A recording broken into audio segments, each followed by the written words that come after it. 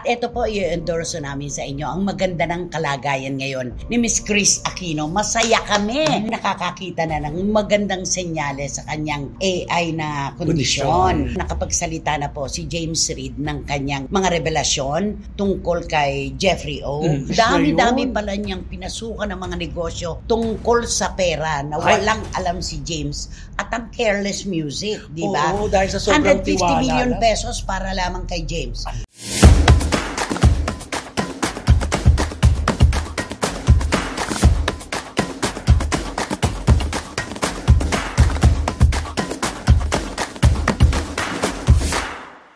Kumusta na po kayo uli mga pinakamamahal naming kachika? Marami pong SNNers mula sa iba't ibang dako ng buong mundo ang nagkukwento. Nalalaglag na raw po ang mga dahon ng mga puno, lumalamig na at talagang mukhang malapit na ang tagyelo o ang winter. Kakambal po niyan ang kalungkutan pero bago ang lahat, tanggalin na yan. Alisin na ang stress, ang lungkot, ang melankolya. Di ba naman Romel Chika? Tama, sama-sama tayo magkwentuhan sa ating latest na chikahan.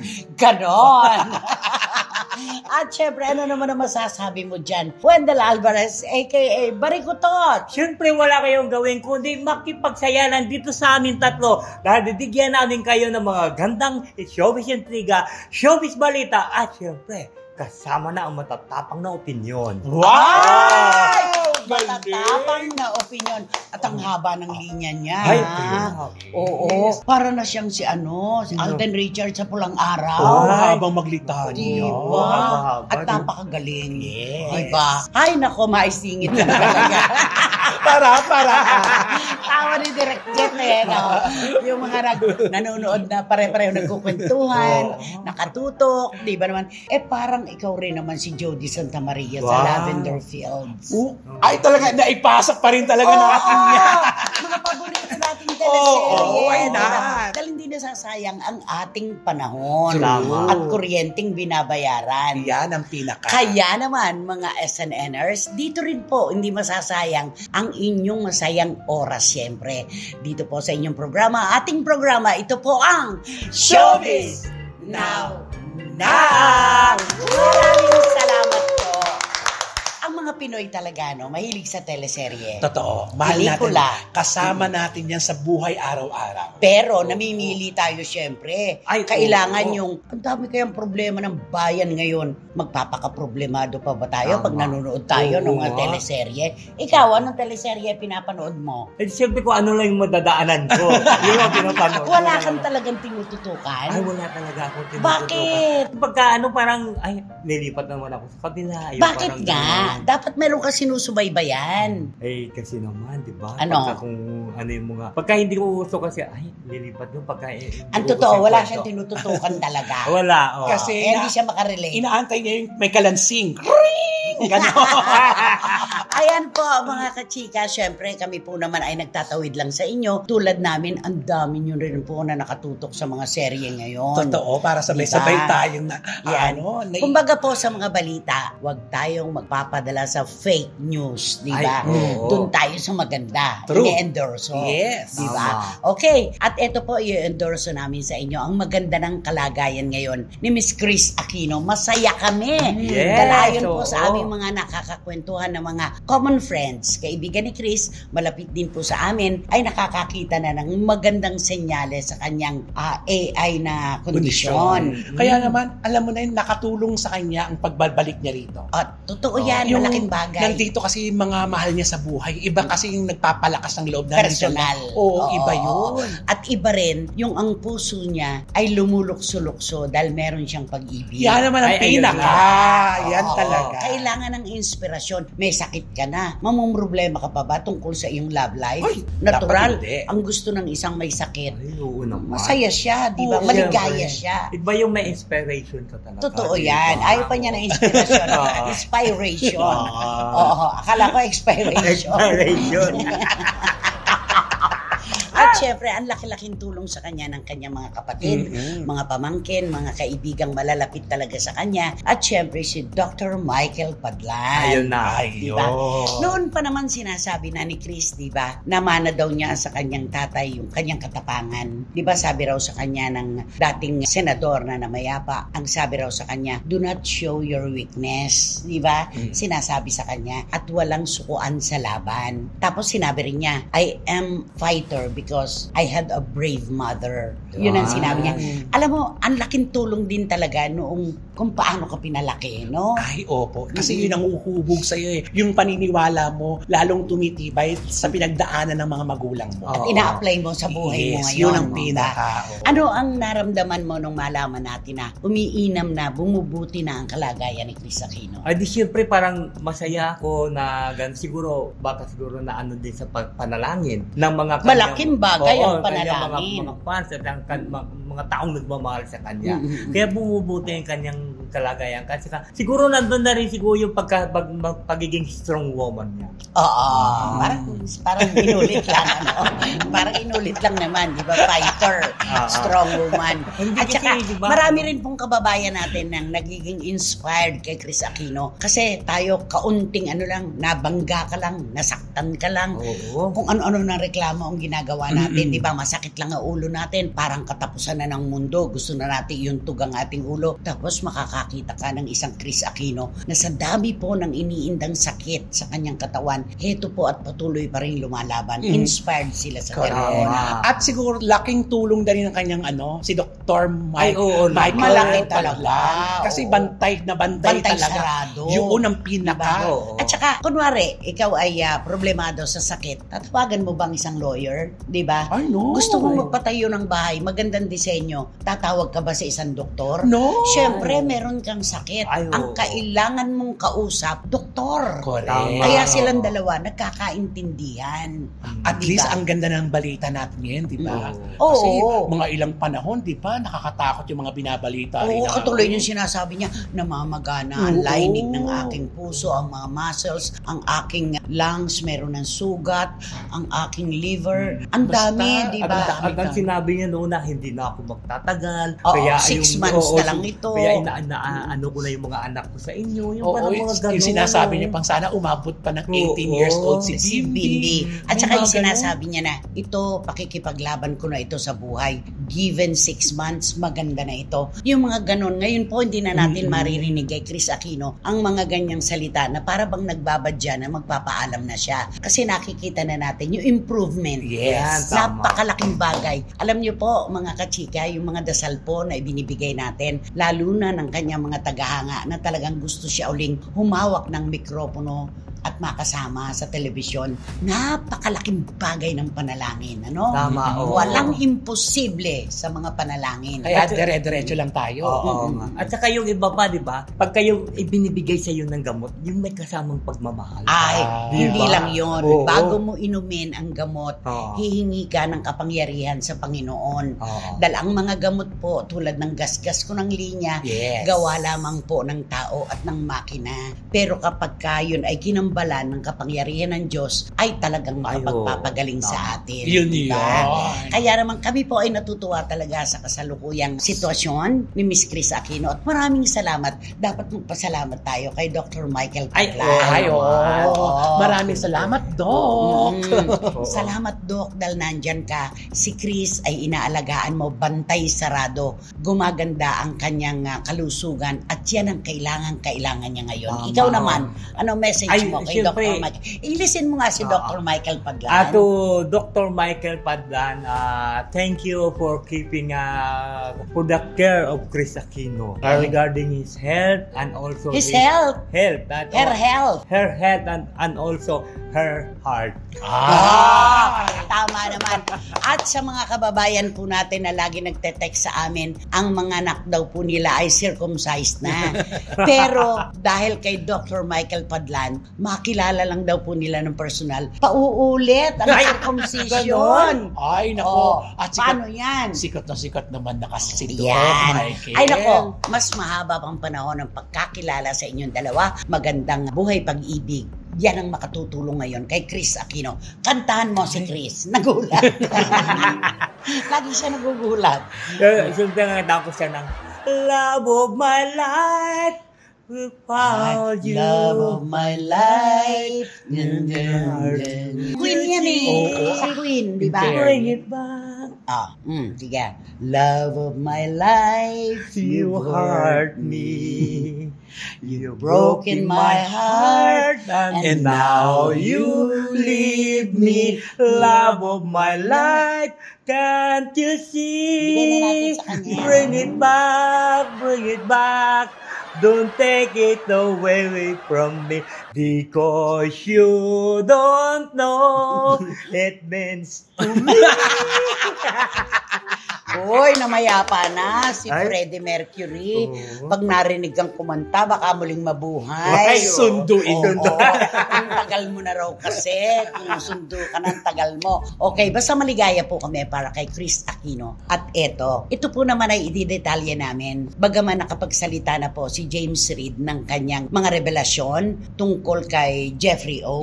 Importante para po na malaman natin ano ba talaga ang tunay na nangyari, di ba? Oo, syempre. Pero grabe yung Jeffrey O. Nagpanggap siya na CEO ng Careless Music. Oo. Kahit wala naman siyang kinalaman doon sa opisina. kumpanya.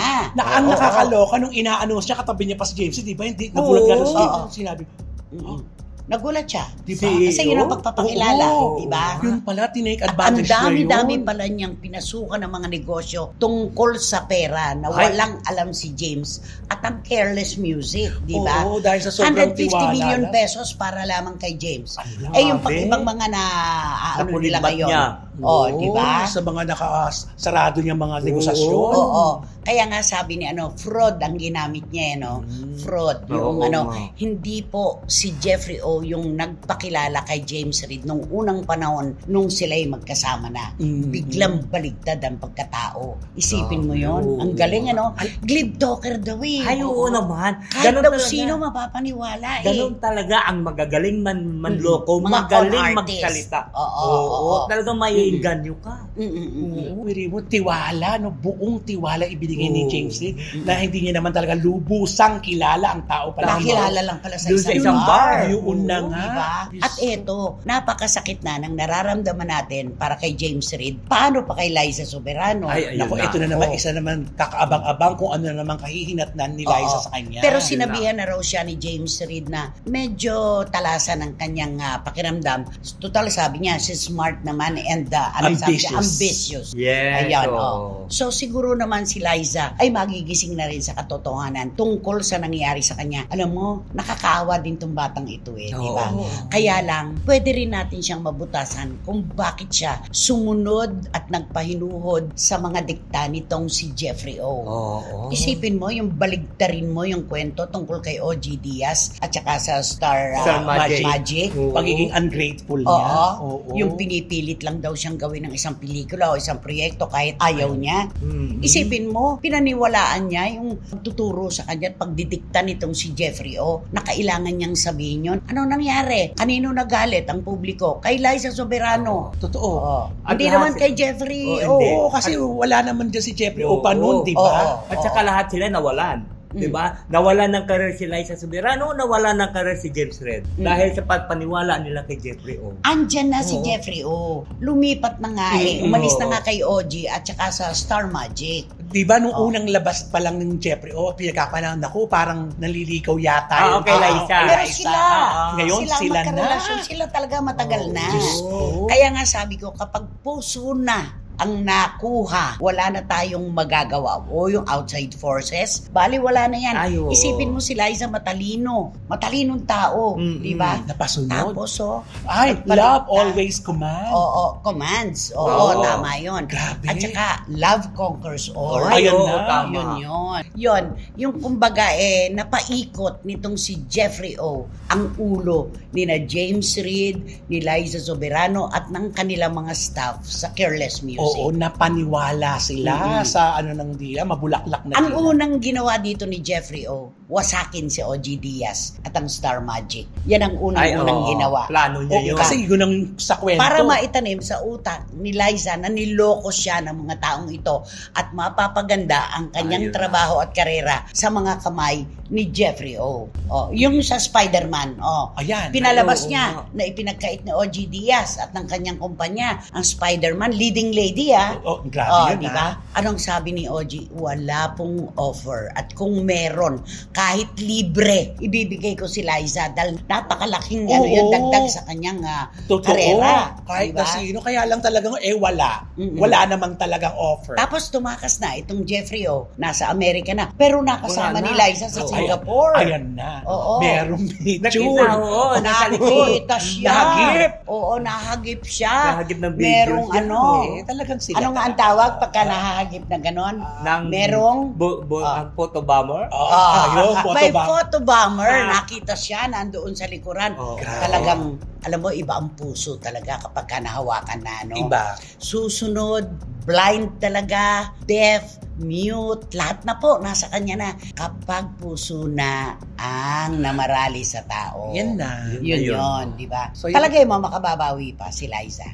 Naku, yung makakabawi, parang sa ngayon, mahirap pa. Pero, kung gagawa talaga sila ng paraan, makikipag-communicate sila sa mga taong nasaktan nila at liliwanagin nila mga isyong malabo, maaari. Ikaw? Pingin ko makakabawi siya kung mawawala siya sa anino ni Jeffrey O. Ayan. Ako naman po, kung siya'y magtatagumpay sa Hollywood, pride nating mga Pilipino yon. Totoo yon. Pero yung pagbabalik niya rito, makababawi lang po si Liza Soberano kung babawiin din niya yung mga salitang pinakawalan niya laban sa Star Magic at kay OG Diaz. Kailangan makipagkita siya sa katotohanan. Tama, Yun lang ang tanging paraan para malaman ng publiko na hindi pala talaga siya ang nagkasala.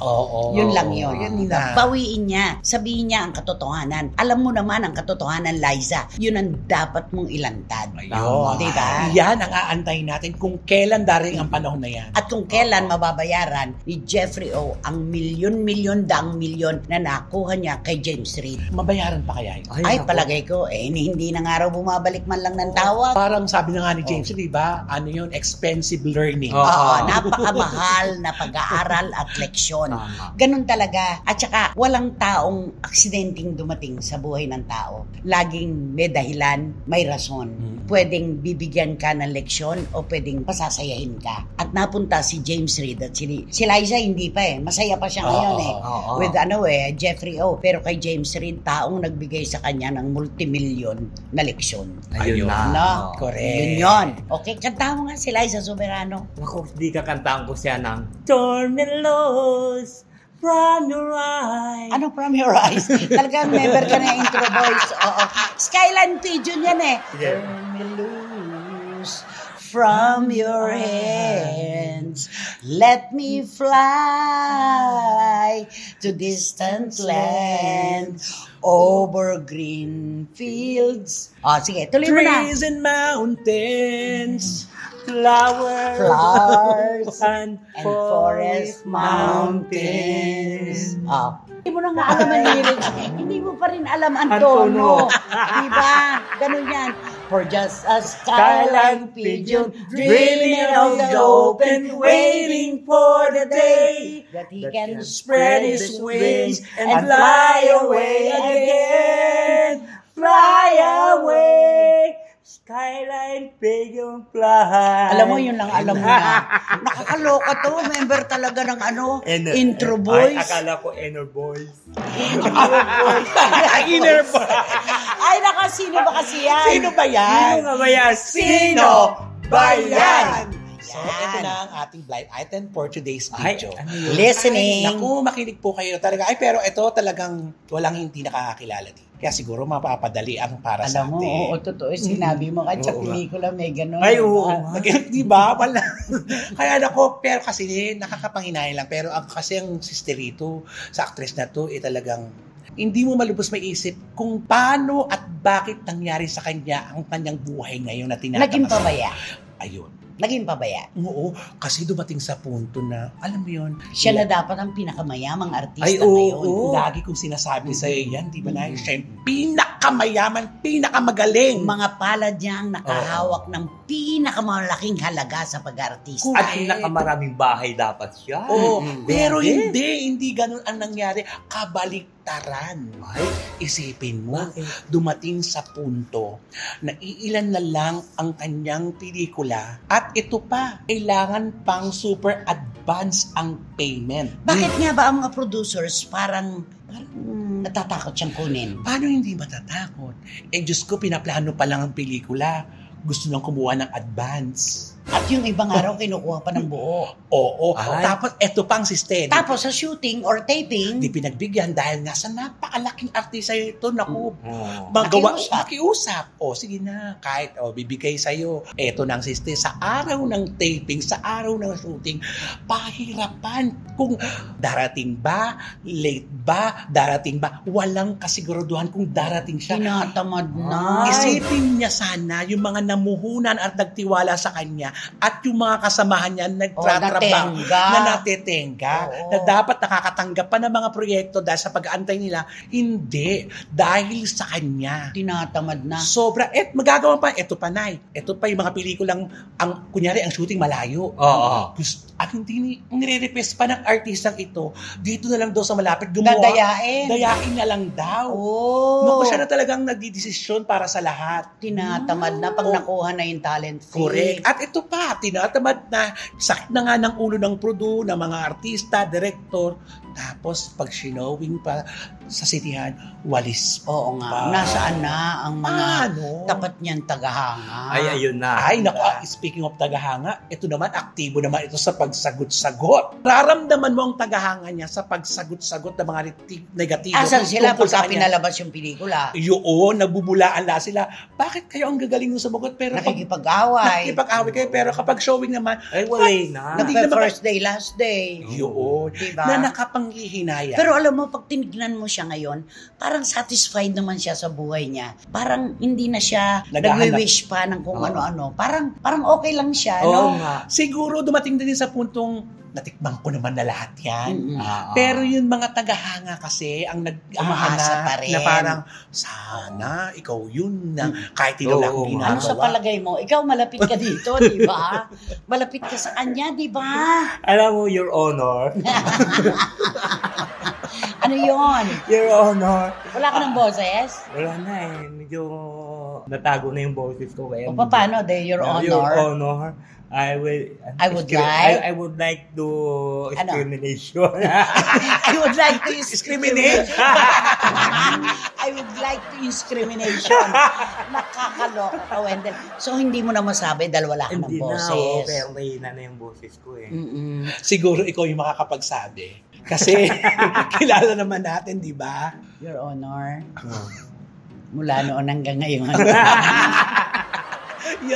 Yan tayo.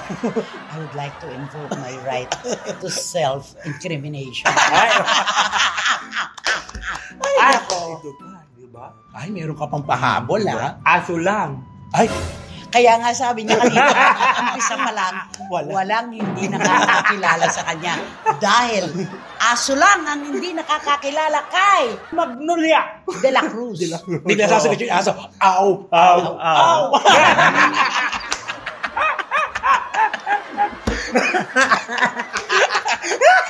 Kayo, Ay, nasasagot. paano yung pusa? Meow, meow, meow. Isa pa ulit. Paano yung kambing? Me, me, me. Ay, wala na. Mga kapwa ka SNNers, kailangan ko pa po bang magtanggol? Kailangan ko pa po bang idepensa? Eto na, talo po ako ng dalawa majority wins, di ba? Alam ko, kilala nyo na siya, kaya naman, wala na pong mauupo ngayon sa row 4 na katabi ang basurahan at Walang Walang. electric fan. Ayan. Kaya naman, naku, mag-subscribe na po kayo, mag-like, mag-share, at pakisama na rin po ang Romel Chica Vlogs ko. Marami pong salamat. paano yung kalabaw? Moo. Nga. Moo. Umo. Diyan ka magaling. Oo. At syempre, wala kayong dapat gawin kundi hit nyo lang yung bell para magkaroon kayo ng notification, makatanggap kayo ng mga bagong upload na videos ng SNN. At ang lagi ko sinasabi sa inyo na please, don't skip. At supportahan nyo ng aming Showbiz Now na official. Ito yung aming TikTok. Paano yung manok? Kukrato! Ano, yung tiktilao. Paano to, no? Tiktilao! Ala ka, ibabash ka ng mga fans. Oy, naku-active sila. Ba't kilala ba nila yung binabalan natin natin? Sabagay. Oh. Ay, naku po, masayang-masaya na naman po ang pagtatapos na ating programa. Siyempre pa, mga kachika, inyo ang programang ito at atin. Alisin ang stress sa katawan hanggang sa muli. Dito lamang po sa Showbiz Now! Na! Paano yung pusa? Meow, meow, meow! Paborito mo pa rin ba?